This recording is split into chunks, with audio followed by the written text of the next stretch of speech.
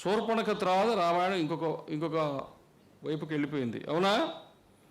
శ్రీరామచంద్రుడైనా శ్రీకృష్ణుడైనా సగటు మనిషి అయినా స్వాతిముత్యంలో కమలహాసన కూడా వాడు విలన్ను కొట్టాడు.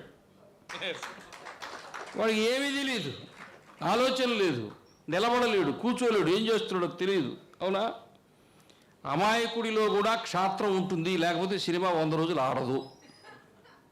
నీ సినిమా 100 రోజులు ఆడాలంటే నువ్వు కూడా ఎవడో ఒకని కొట్టాలా? అర్థమైందా?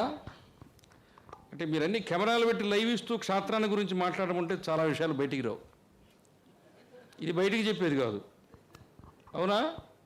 దీనికి వ్యూహము, ఆలోచన,